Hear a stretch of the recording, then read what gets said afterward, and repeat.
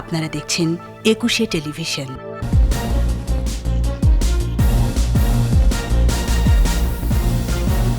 করোনায় 11 মাসে শনাক্তের হার সর্বোচ্চ, প্রাণ গেল 132 জনের। দেশে আসলো মডার্না ও সিনোফার্মের 24 লাখ টিকা। বৃষ্টি দিনে লকডাউনে ফাঁকা সড়কে সতর্ক আইন শৃঙ্খলা বাহিনী, বিধিনিষেধ অমান্যে জেল জরিমানা।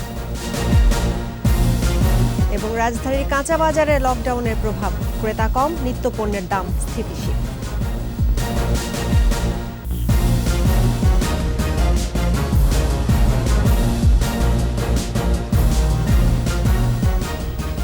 শুনছিলেন ফার্স্ট সিকিউরিটি ইসলামী ব্যাংক লিমিটেড সংবাদ শিরোনাম। আমন্ত্রণ রাতের 21 সংবাদে, আপনাদের সঙ্গে আছি রাহনুমা রাহি। দর্শক, 21 টেলিভিশনের সংবাদ একই সাথে সরাসরি দেখতে পাবেন আমাদের ফেসবুক পেজ www.facebook.com/2124 অনলাইনে।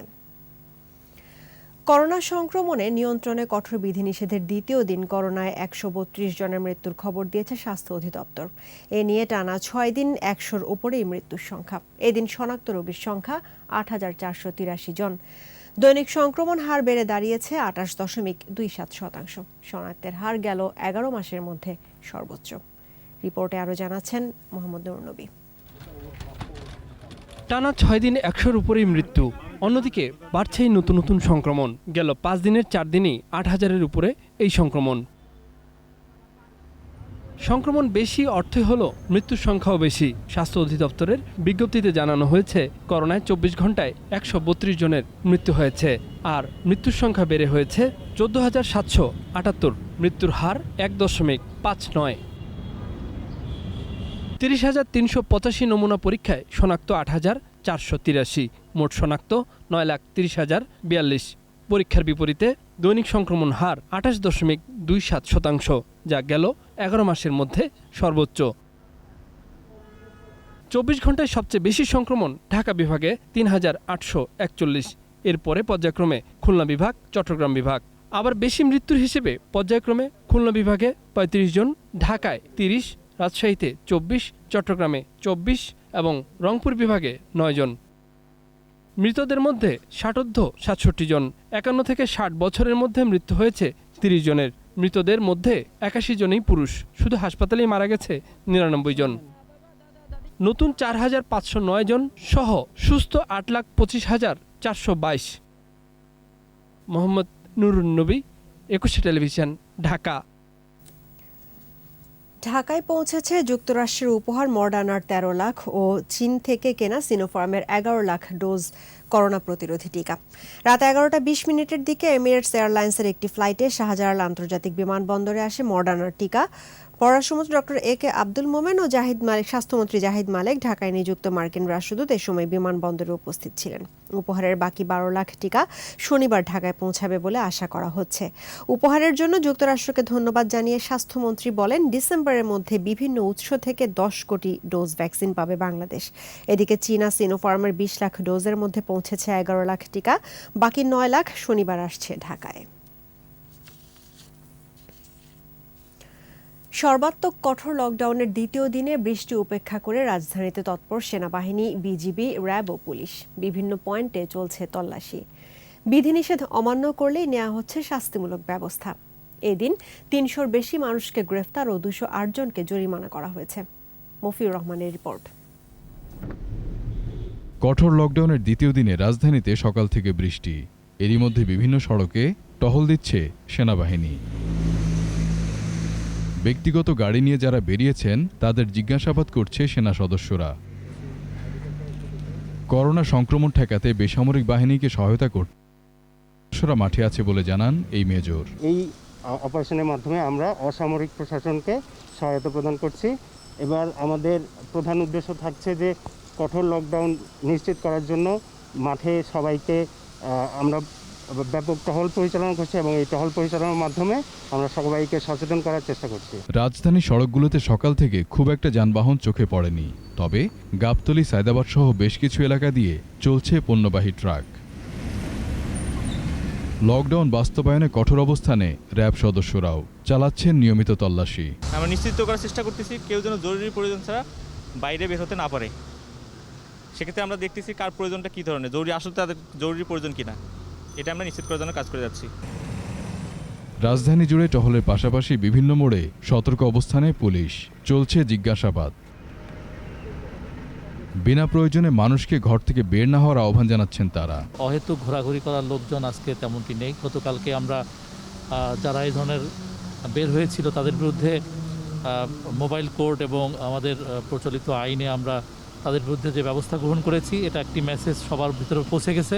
যৌক্তিক কারণ ছাড়া কেউ ঘর থেকে বের হলে জেল জরিমানা করা হচ্ছে বলে জানান নির্বাহী ম্যাজিস্ট্রেট। যদি কেউ অপ্রয়োজনে ঘর থেকে বের হয় তাহলে তাকে আইনের আওতায় নিয়ে আসবো। সেক্ষেত্রে তার 6 মাস পর্যন্ত যে কোনো বর্ণনা কারাদণ্ড এবং অর্থদণ্ড কিংবা উভয় দণ্ড হতে পারে। বিধিনিষেধ অমান্য করায় রাজধানীর বিভিন্ন স্থান থেকে আটক করা হয়েছে অনেককে। মফিউর রহমান, একুশে টেলিভিশন, ঢাকা। বলা হচ্ছে কঠোর বিধিনিষেধ, যৌক্তিক কারণ ছাড়া বাইরে বের হতে মানা। আইনশৃঙ্খলা রক্ষাকারী বাহিনীর তৎপরতার বাইরে প্রায় সবখানেই নিয়মের প্রতি থোড়াই তোয়াক্কা মানুষের। বাইরে বের হতে যেন অজুহাতের শেষ নেই। রাজধানীর কিছু আবাসিক এলাকা ঘুরে এমন সব অসচেতনতার আরও খবর জানাচ্ছেন মোহাম্মদ নুর নবী। ক্যামেরায় ছিলেন মুজিবুর রহমান।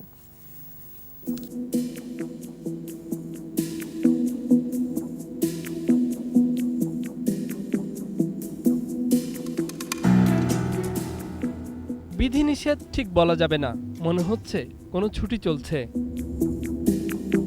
একেবারেই ছোট ছোট গলি হোক কিংবা পাড়া মহল্লার বড় বড় সড়ক, সবখানেই মানুষের উপস্থিতি। বাইরে তো বের হবার অনুমতি নেই, সেখানে সামাজিক দূরত্ব বজায় রাখা কিংবা মাস্কের ব্যবহার আশা করাই যেন বিলাসিতা। না, মানুষ মানতেছে না, সবাই আইসে একসাথে জড়ো হয়ে আটকায় যেতেছে। কই একজনের জান গাবাই সাইডে উঠটা যায়, সিগারেট নেয়, নিয়ে বসে থাকে, আড্ডা দেয়। বাইরে বেরোয়, ঘুরতে বেরোয়, লকডাউন বোঝে না, অনেকে ছুটির মতন মনে করে, স্বাস্থ্যবিধি মানা না। এই যে মাস্ক আছে, সংক্রমণ ও মৃত্যু দুই ঊর্ধ্বমুখী, কিন্তু তারপরও নিয়ম ভঙ্গ করে মানুষের অবাধে চলাফেরা। অনেকে আবার কেনাকাটার অজুহাত দাঁড় করান, কিন্তু এই মাংসের দোকান দেখলে কি সেটা মনে হয়? মাস্ক এখন সবাই লাগায়, হয়তো দুই একজন, এই যে আমরা কথা কনের লেগে খোলা রাখছি, মাস্ক আমরা পরি। সচেতনতা নেই, উল্টো সমালোচনা আর গরিবীর দোহাই দেবার চেষ্টা কারো কারো। অর্থনৈতিকভাবে আমরা একদিকে দুর্বল, 2 নম্বর গভর্নমেন্ট যদি এদের দরিদ্র মানুষদেরকে খাবার বা বিভিন্ন ধরনের ফ্যাসিলিটি না দেয়, তাহলে স্বাভাবিক কারণে তারা ঘর থেকে বের হবে। রুটি রুজির ব্যবস্থা হচ্ছে না, তখনই ওরা মানতে চায় না। ওটা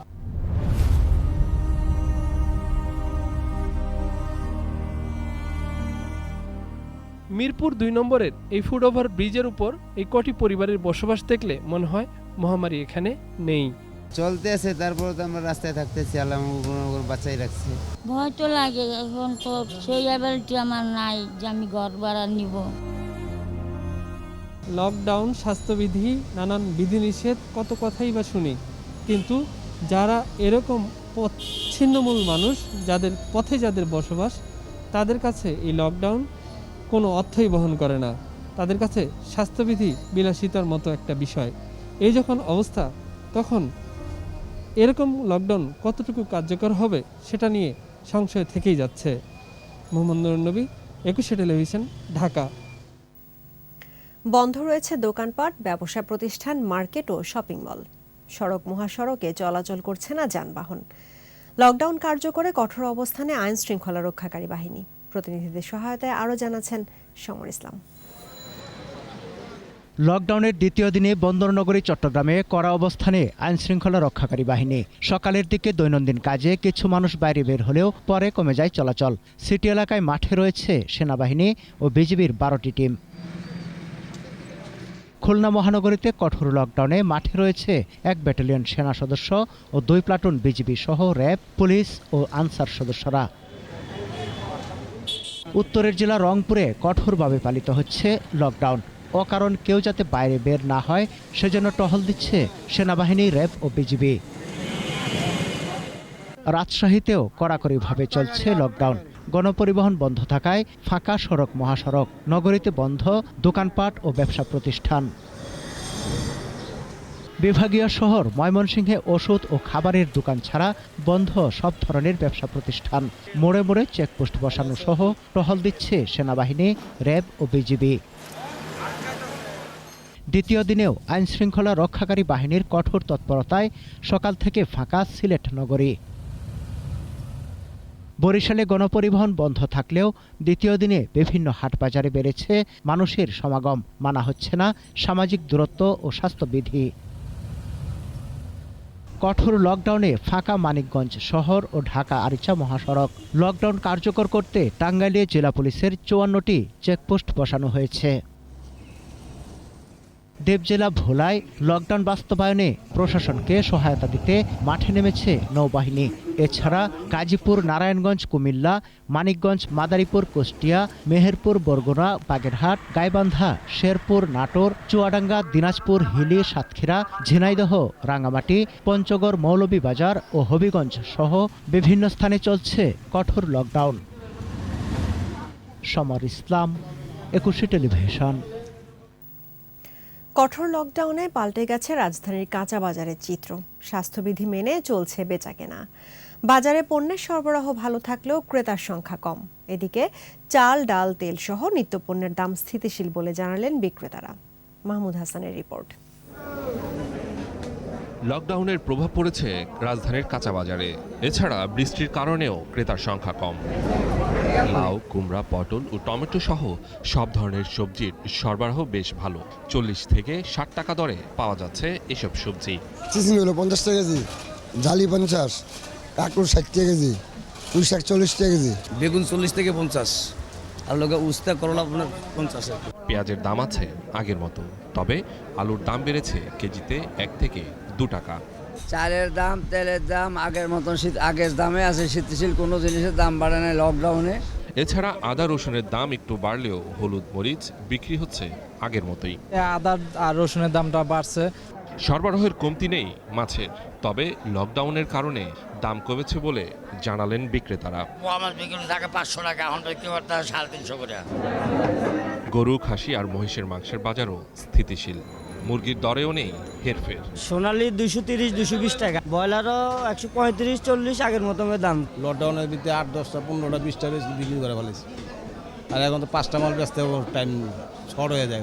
লকডাউনে মানুষ আসতে পারে না, বেচা কিনে নাই, খুব ওইদিকে মালের দাম বেশি, এদিকে বেচা কিনে নাই। এদিকে কঠোর লকডাউনে স্বাস্থ্যবিধি মেনেই বেচাকেনা চলছে, জানালেন ক্রেতা বিক্রেতারা। লোক ফাঁকা ফাঁকা আছে, লোকজন নাই, করোনার মধ্যে মোটামুটি ভালো আছে। মাহমুদ হাসান, 21 টেলিভিশন, ঢাকা। নিচ্ছি সংবাদ বিরতি। যখন ফিরছি তখন অন্যান্য খবরের সঙ্গে আরও থাকবে। ময়মনসিংহ ফেনীতে নদীর বাঁধ ভেঙে পানিবন্দী মানুষ, রাজবাড়ীতে নিম্নাঞ্চল প্লাবিত।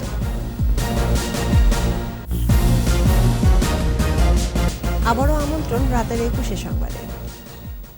বোতল সদৃশ্য ডাস্টবিন, এই বিনে ফেলতে হবে প্লাস্টিক বর্জ্য।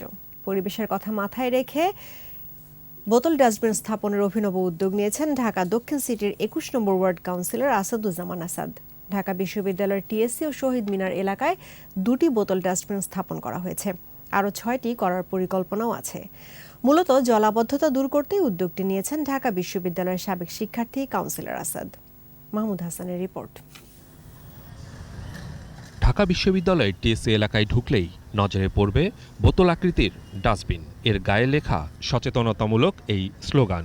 লোহা দিয়ে তৈরি বোতলটি স্ট্যান্ডের উপর তালা দিয়ে আটকানো। বোতল আকৃতির এই ডাস্টবিন দৃষ্টি আকর্ষণ করেছে অনেকেরই। পানির বোতল, চিপসের প্যাকেট সহ প্লাস্টিক বর্জ্য আনন্দ নিয়ে ফেলছেন অনেকেই। ডাস্টবিনটি স্থাপনে সৃষ্টি হয়েছে জনসচেতনতা। আগে ভাই এই জায়গায় আবর্জনা থাকতো, ওয়ান টাইম, তারপরে বোতল পানি খেয়া জেনে এনে পালাইতো, এটা দেখো না ভাই, অনেক উপকার হয়েছে। এটা অবশ্যই একটি জনসচেতনমূলক উদ্যোগ এবং আমাদের পরিবেশ রক্ষার্থে সবাই সচেতন হওয়া উচিত। সবাইকে যার যার জায়গা থেকে এগিয়ে আসতে হবে, আর এটা অবশ্যই একটি পরিবেশ বান্ধব উদ্যোগ। বোতল ডাস্টবিনটি স্থাপন করেছেন স্থানীয় কাউন্সিলর আসাদুজ্জামান আসাদ। উদ্দেশ্য, প্লাস্টিক বর্জ্য যাতে জলাবদ্ধতা সৃষ্টি না হয়। এটা করতে খুব বেশি ইনভেস্টেরও বিষয় না, জাস্ট আপনার একটু মানসিকতা আর জনগণের একটু সচেতনতা, এই দুটোর সংমিশ্রণ হলে আমি আশা করি আগামী বর্ষা মৌসুমে ঢাকা সিটি অন্তত আমার ওয়ার্ডে কোথাও কোনো আপনারা পানি দেখবেন না, এটা আমি আপনাদেরকে দায়িত্ব নিয়ে বলতে পারি। 21 নম্বর ওয়ার্ডের বিভিন্ন স্থানে আরও বেশ কয়েকটি বোতল ডাস্টবিন বসানোর পরিকল্পনা আছে কাউন্সিলর আসাদের। মাহমুদ হাসান, 21 টেলিভিশন, ঢাকা। টানা বৃষ্টি আর উজানের ঢলে ময়মনসিংহে 2 উপজেলায় 30 গ্রাম, ফেনীর অন্তত 10টি গ্রাম এবং রাজবাড়ীতে নিম্নাঞ্চল প্লাবিত হয়েছে। প্রবল স্রোতে এরই মধ্যে ফেনীর ফুলগাজী ও পরশুরাম উপজেলায় মুহুরী নদীর 3টি স্থানে বাঁধে ভাঙন দেখা দিয়েছে। প্লাবিত হয়েছে 10টি গ্রাম। ফুলগাজী বাজারের দোকানপাট ও ব্যবসা প্রতিষ্ঠানে পানি ঢুকেছে, তলিয়েছে রাস্তাঘাট ও ফসলি জমি, ভেসে গেছে অর্ধশতাধিক পুকুর ও মাছের ঘের। এদিকে পাহাড়ি ঢলে ময়মনসিংহের হালুয়াঘাট ও ধোবাউড়ার 30 গ্রামের মানুষ পানিবন্দী। নেতাই নদীর বাঁধ ভেঙে ধোবাউড়ার 5 ইউনিয়নের 20 গ্রাম প্লাবিত হয়েছে। বুধবার নদীর 3টি পয়েন্টে বাঁধ ভেঙে গেলেও এখন পর্যন্ত মেরামতের কোনো উদ্যোগ নেয়নি পানি উন্নয়ন বোর্ড। এছাড়া অতিবৃষ্টিতে রাজবাড়ীতে পদ্মায় পানি বেড়ে যাওয়ায় নিম্নাঞ্চল প্লাবিত হওয়া শুরু হয়েছে। আবারও সংবাদ বিরতি। যখন ফিরছি তখন অন্যান্য খবরের সঙ্গে আরও থাকবে। মিয়ানমারের নেত্রী সু চির মুক্তি চাইলেন জাতিসংঘ মহাসচিব, গণতন্ত্রপন্থীদের গ্রেফতার নির্যাতনে উদ্বেগ। আর এরই সঙ্গে শেষ করছি রাতের 21 সংবাদ। তবে যাবার আগে ফার্স্ট সিকিউরিটি ইসলামী ব্যাংক লিমিটেড সংবাদ শিরোনামগুলো জানাবো আরও একবার। করোনায় 11 মাসে শনাক্তের হার সর্বোচ্চ, প্রাণ গেল 132 জনের। দেশে আসলো মডার্না ও সিনোফার্মের 24 লাখ টিকা। 20টি দিনের লকডাউনে ফাঁকা সড়কে সতর্ক আইন শৃঙ্খলা বাহিনী, বিধিনিষেধ অমান্যে জেল জরিমানা। এবং রাজধানীর কাঁচা বাজারে লকডাউনের প্রভাব, ক্রেতা কম, নিত্যপণ্যের দাম স্থিতিশীল।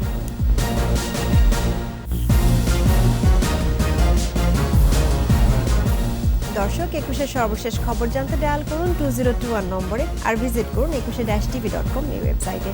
এছাড়া ফেসবুকে লগ ইন করতে পারেন facebook.com/2124 অনলাইনে। 21-এর খবর দেখুন, 21-এর সঙ্গেই থাকুন। স্বাস্থ্যবিধি মেনে চলুন, সুস্থ থাকুন।